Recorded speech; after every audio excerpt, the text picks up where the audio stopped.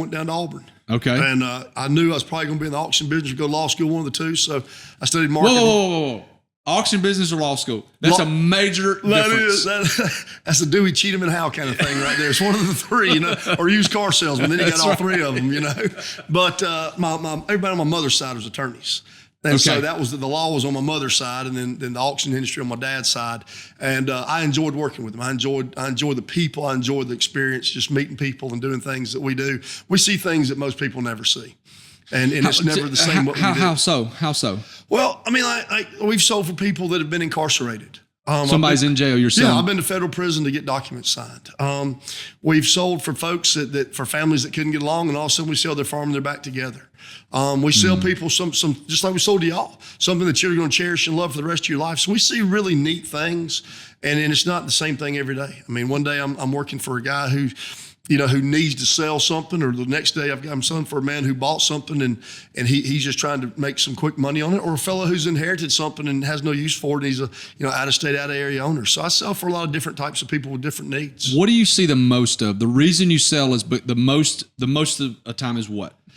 The most. Let me say this. Okay. What is the reason you sell, like the main reason that you sell the most of? Like, is it jail? Is it inheritance? What is the main thing that you hear? A lot of it right now in this type of economy right now are people who have inherited properties. If you take 5 siblings, mom and dad die, they own a farm. Well, those 5 kids can't order a pizza together, much less decide what to do with the farm together. Right. But they can split the money up. So we can take their assets and turn them into liquid cash. Why would they use you as opposed to putting it on the market? Well, there's different. An auction works for certain scenarios. A lot of scenarios it doesn't work for.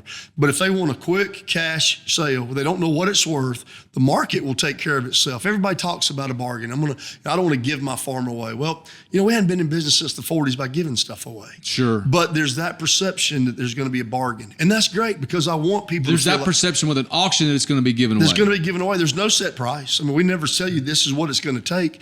Then, and a lot of times we sell absolute, which means it sells no matter what. And just like y'all bought that lake house, it was going to sell if it brought $100,000 or $500,000. It was going to sell. Right. Because it was a court-ordered sale.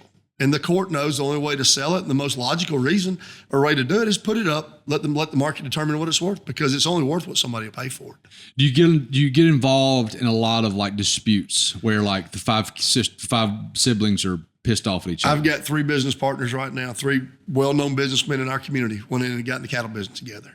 Well, that didn't go over very well. And so they've got a huge asset. They've got a big farm in Rome, and they're going to sell it. And they said, all 3 of them said, we're not going to sell it unless it sells absolute.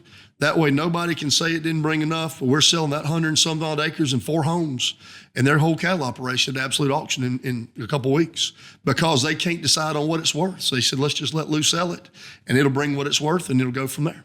What do you think that's going to take? I think that farm should bring between $1.3 million and $1.5 million.